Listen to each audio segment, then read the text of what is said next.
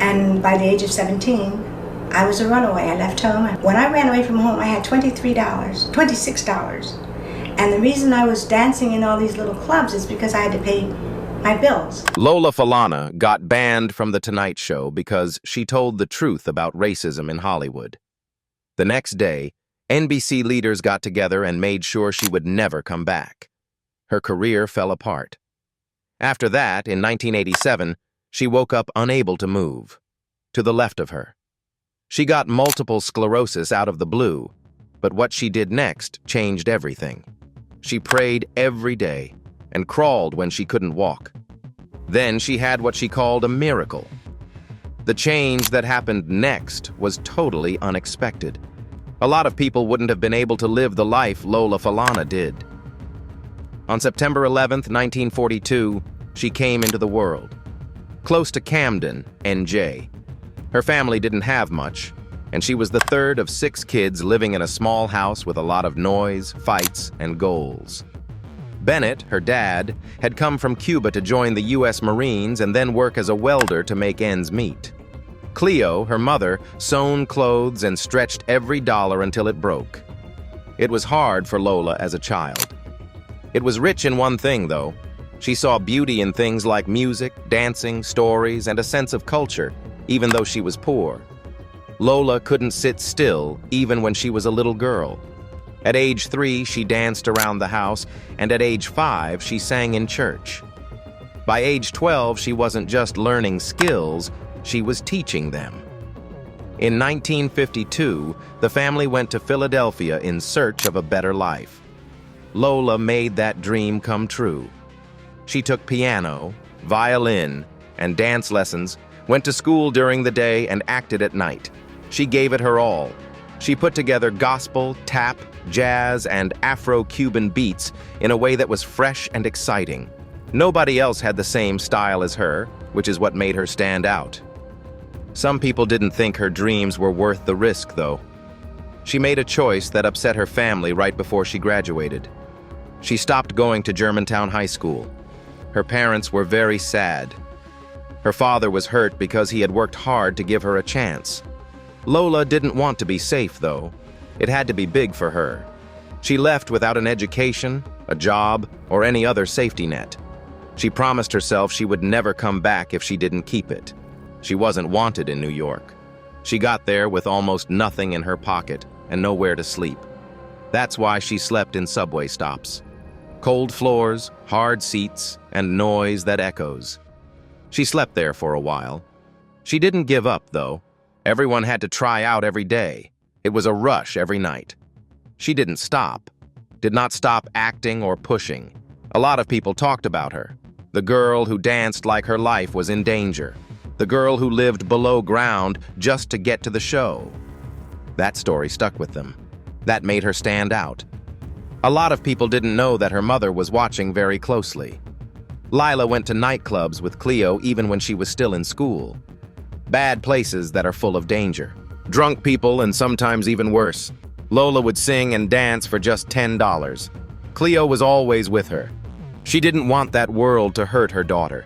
Even though it scared her, she stood in the darkness and watched over her. Might have been the right choice to keep Lola safe. Another thing it did was show her how ugly and crazy that world could be. She quickly learned how to stay alive. She never forgot about it. Then something happened that made everything different. When Lola was 16, she went up to Dinah Washington, who was one of the best-known singers of the time, and asked to sing with her. Washington gave her the chance, even though it was unlikely. She broke her swimsuit strap on stage in the middle of her song. She kept going. She danced even though she had the strap in her teeth. 16 jeets in a row. The crowd went crazy. Dinah laughed and shook her hands. After that, Lola wasn't just another talented girl. She was brave. That was the most important thing. Because she was brave, she went to Atlantic City and kept dancing in smoky clubs until Sammy Davis Jr. saw her one night. He was already one of the world's biggest stars, and he knew a good show when he saw one. In 1964, he hired her for his Broadway show Golden Boy. That made everything different. For its time, the show was risky.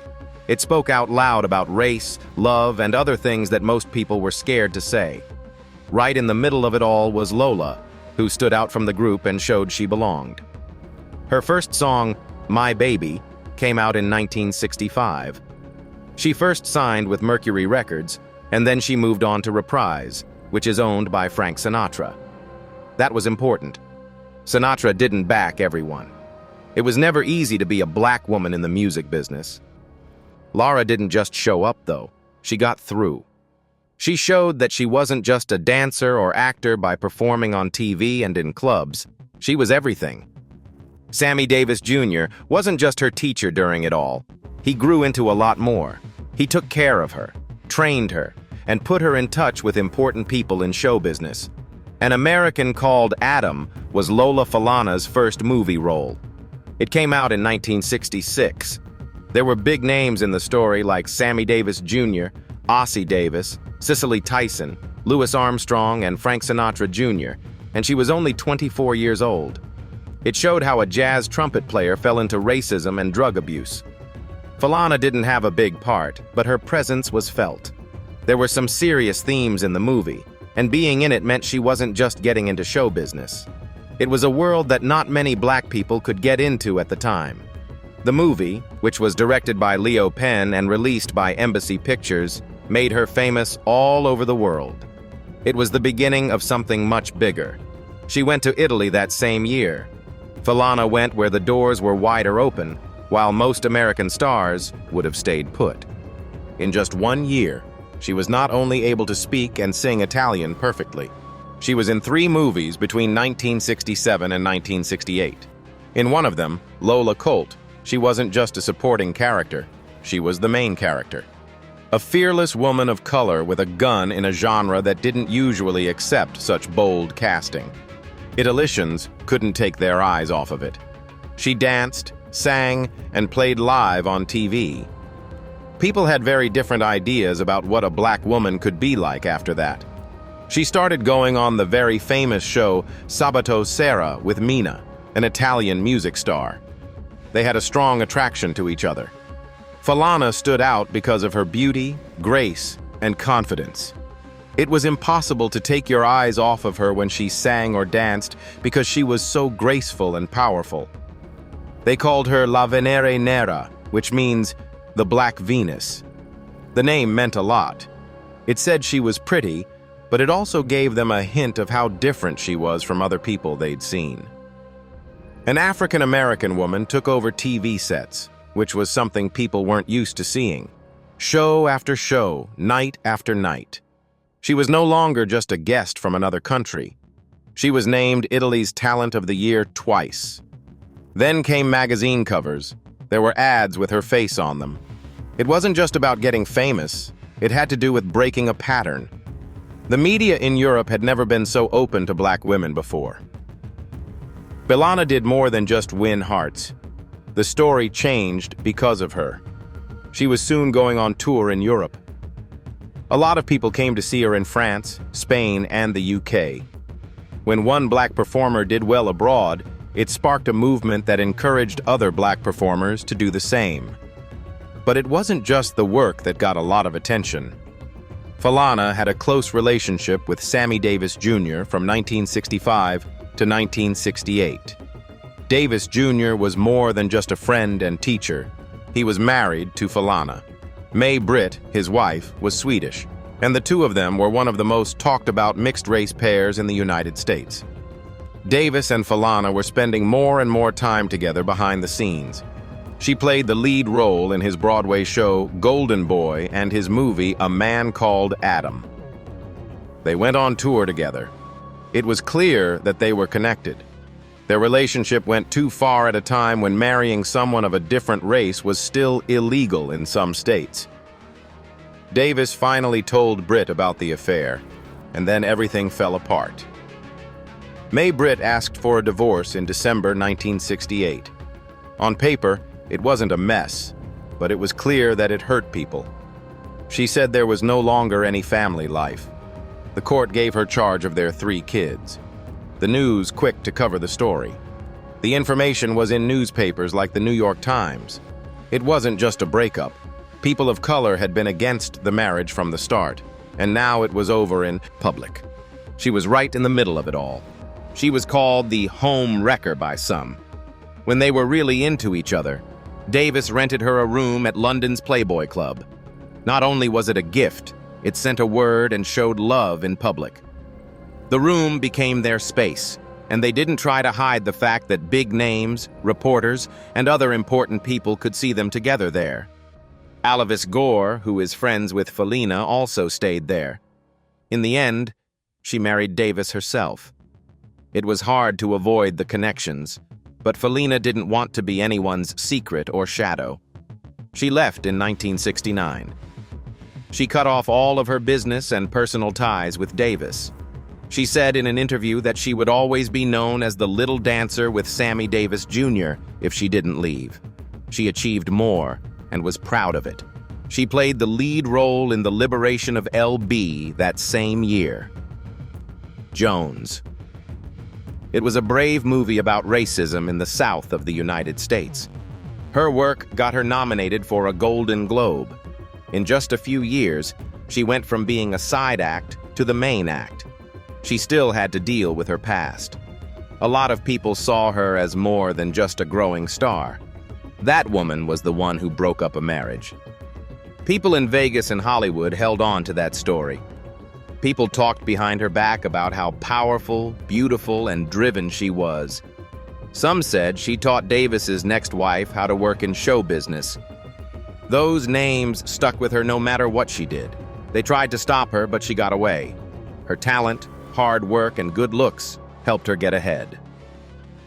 Lola Falana made a big splash in American movies in 1970 with her part in the liberation of L.B. Jones.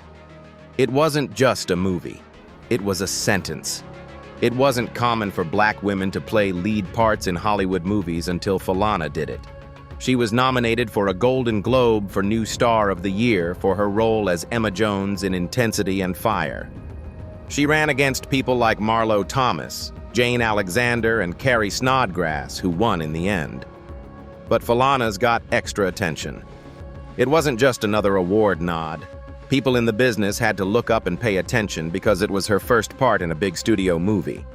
There was a time when black actresses didn't get many major parts, but Lola Falana showed that race shouldn't stop talent. In the same year, she did something even stranger. She did a picture for Playboy. She was the first black woman to ever do it, so it made the news. Playboy had not let women of color join for most of its history.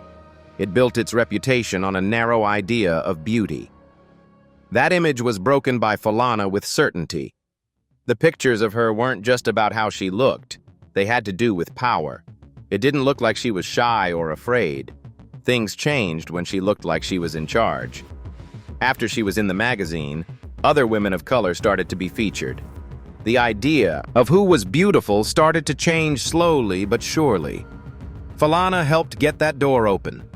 Soon, she was in every paper, on TV, and in perfume ads. She made a lot of progress when Fabergé picked her to be the face of their Tigress perfume. A big beauty brand chose a black woman to lead a promotion for the first time. Ahead of that, businesses either didn't care about black customers or tried to sell them special items. You couldn't put Falana in a box, though. There were national ads of her wearing fake tiger fur and big words like, "Are you wild enough to wear it?" While some said it was unfair to use stereotypes, no one could deny that it had an effect. The Kileo Award was given to her for her work in PR. All of a sudden, other beauty companies started to do what she did and make their ads more diverse. Falana was helping to write new rules because the old ones were being changed. She was also in the middle of blaxploitation, a film trend that was on the rise. These movies were big, loud, and often made people angry. They gave black actors lead parts, but they were also blamed for spreading bad ideas. It was Falana who played the lead role in Lady Coco in 1975 and The Klansman in 1974. Both were risky and broke rules. She played a street-smart woman in Lady Coco who got caught in a dangerous world.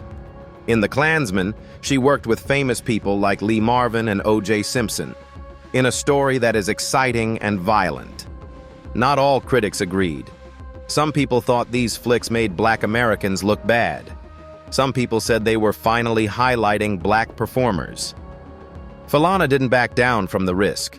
Even though she knew the parts were rare and the attention was high, she jumped right into the fire.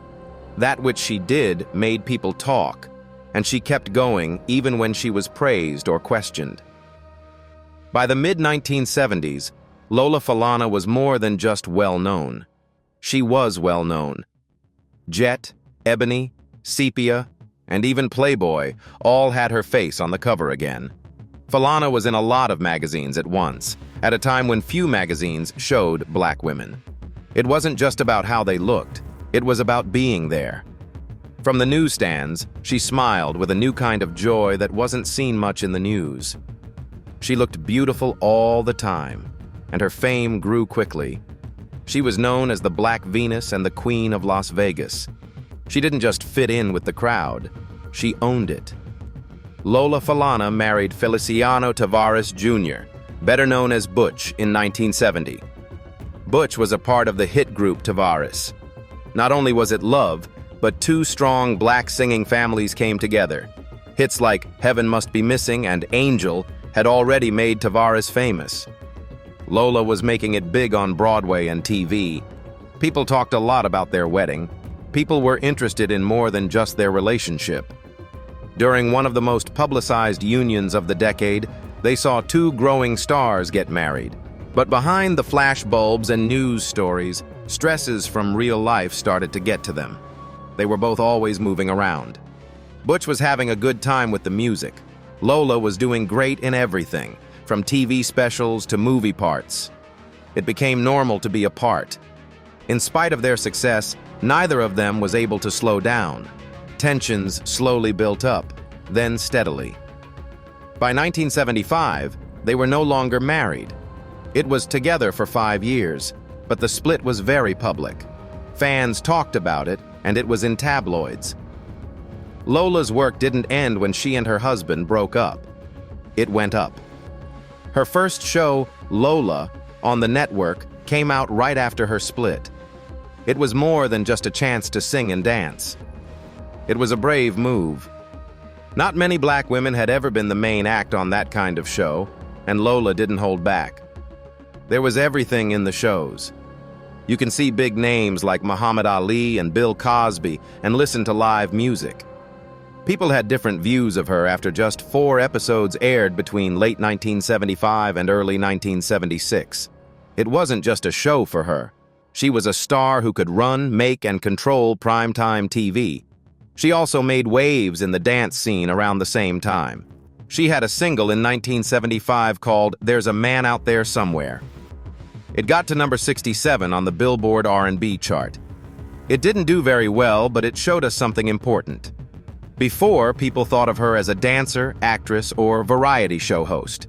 Now, they knew she was good at music too.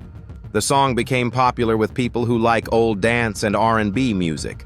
For Lola, it was more than just a spot on the chart. It proved something. She was sure she could do well in any part of the show business. Everything changed when Las Vegas came along. Lola Falana wasn't just acting in Las Vegas by the end of the 1970s. She was running the show. Big casinos like the Sands, Riviera, and MGM Grand all wanted to book her. For weeks, she kept the rooms full, but it was her deal with the Aladdin in 1979 that made history. They said they would pay her $100,000 a week. That number shocked the business world. Every year, she made $2 million for 20 weeks. That was the second most money she had ever made in Las Vegas, after Wayne Newton. She was one of the few stars who ran her own shows, had top billing, and got to keep some of the money made. She had a deal that no one else on the Strip did, and not many guys did either. Her shows had more than just dance and music. They were beautiful to look at. Her sparkling dresses were made by Bob Mackie, who also dressed Cher and Diana Ross. People remembered each look because it was a moment. Whatever Lola Wants, her signature song, became the best part of every show. The crowd went wild when she sang it. It wasn't just a show for her. She stood for strength, beauty, and style at a time when women like her didn't always have those things. She went back on stage in 1980, but this time with someone from her past. She was a co-host on Ebony's American Black Achievement Awards with Sammy Davis Jr., the same Sammy Davis Jr. who had coached her and dated her in the past. They didn't just get back together for pictures. It was true, watched by many, and felt awful. People had thought about what went wrong between them for years, but they laughed, smiled, and moved around the stage together like old friends. It was a moment of getting better. Along with being fun, it meant something else. It showed people that getting along again was possible. The world saw Lola's beauty, but she kept a secret side from them. Her diary began when she was 10 years old. She began putting it into a book she called Thoughts in 1982. She saw it, but no one else did. She talked about how lonely it could be to be famous page after page. When the shades closed and the lights went out, she often sat in her hotel room by herself and thought about what the whole thing was for. She talked about hurt feelings, stress, and the deep emptiness that sometimes came after Cheers.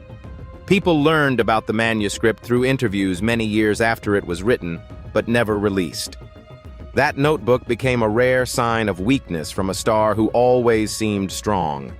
It was the 1970s, and she was one of the biggest stars on TV and in Las Vegas. Things changed one night, though. The Tonight Show was meant to be just another normal show.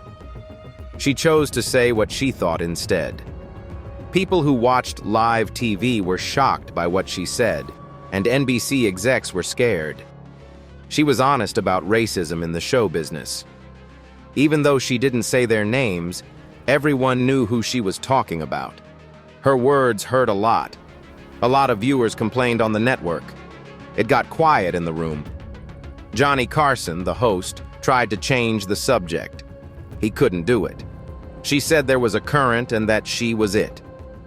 Carson seemed to be feeling bad. He didn't have a joke ready this time. He couldn't say anything back when Falana said she didn't want to soften her image. He went to the ad before it was supposed to. That was all it took. The CEOs of NBC met behind closed doors the very next day. They agreed that she would never be invited again. Don't be quiet. Not by making excuses. It was made clear. She was told not to come back. Carson's show would never talk about her again. Her boss was told right away. There's no room for doubt. Johnny Carson never stood up for her. He didn't say anything, on or off the radio. No one else spoke up either. Not the famous people who used to call her friend. No one spoke up, not even Sammy Davis Jr. It was more important to be loyal to Carson than to tell the truth. Lola Falana was cut off from the machine that had made her famous in the first place. Without being able to go on The Tonight Show, she became much less well-known. The promoters pulled back. In just 1 year, 3 big advertising deals fell through. What they said was the same. They didn't want to fight. By the early 1980s, she was hardly ever seen on national TV. She kept playing, mostly in Las Vegas and other places, but it was never the same. There was less light on her, and things got worse. In June 1987, when Lola was traveling the world the most, she had a terrible episode of multiple sclerosis. There was no way for her to move her left side. It was hard for her to see. Her speech was not good. She lost even her hearing. She couldn't move at all on one side. The beautiful world she knew went away overnight. The shows she was supposed to do had to be canceled because they were worth more than $2 million. She said that when she woke up, half of her was gone. She couldn't move.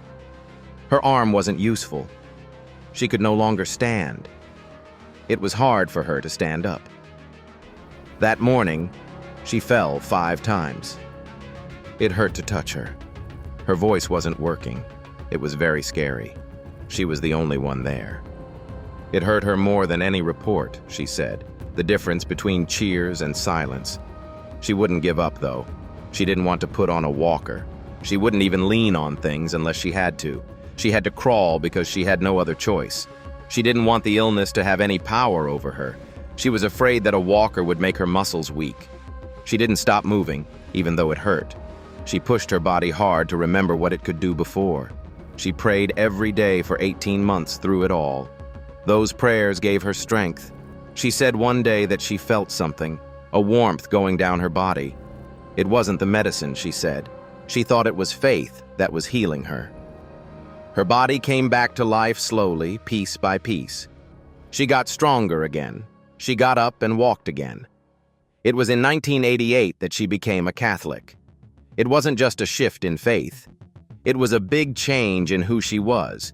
She said she was healed, not cured. Even though medicine couldn't explain it, she knew it was true because she felt it.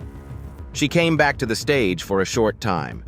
She did a show at the Sands in Las Vegas in July 1987. People in the crowd were happy to see her, but it was clear that she had changed. She was no longer just a performer. The fight wasn't over, but she was still alive. She had another big MS attack in 1996. She had to leave the stage for good after this one. She moved back in with her parents in Philadelphia. She never had another big hit. She made $90,000 a week at her best. She went in a different direction after getting sick. She gave up being famous to help other people. She began to talk about her faith. Instead of fans, she told her story to church groups, and she shocked everyone in 1990. In front of a big crowd, she told them she was done with show business. Always. She no longer wanted to be hot or beautiful. She said she didn't want to shake it anymore. She wished to be a lady like Mary, Jesus' mother. She hadn't been with anyone for 13 years. She was getting ready to become a nun. Fans were speechless. She wasn't like she used to be at all. But for her, it was the most honest version of herself. She began the Lambs of God ministry in 2002. Its main goal was to help AIDS-affected children in sub-Saharan Africa. More than 13 million kids had lost their parents at that time. More than 1 million of them had HIV. Her singing and fame helped her get money and attention. She didn't do anything. She gave evidence. She also changed how she looked. Leave behind the glitter and stage dresses. She wore shoes, white cotton clothes, and a big wooden cross. She didn't call herself a star. She called herself a worker. You could no longer call her that word. She said it wasn't hers. When reporters met her during those years, they said she was calm, peaceful, and friendly. She went on trips by herself or with a small group. She was alone with her task, with no agents or press teams around. Her last show was in 1997, as far as we know. The show took place at Wayne Newton's Theater in Branson, Missouri. She then took a quiet step away from everything. Not often did she do interviews. She didn't look back on things. She turned around and left. The woman who used to rule Las Vegas left without a big goodbye.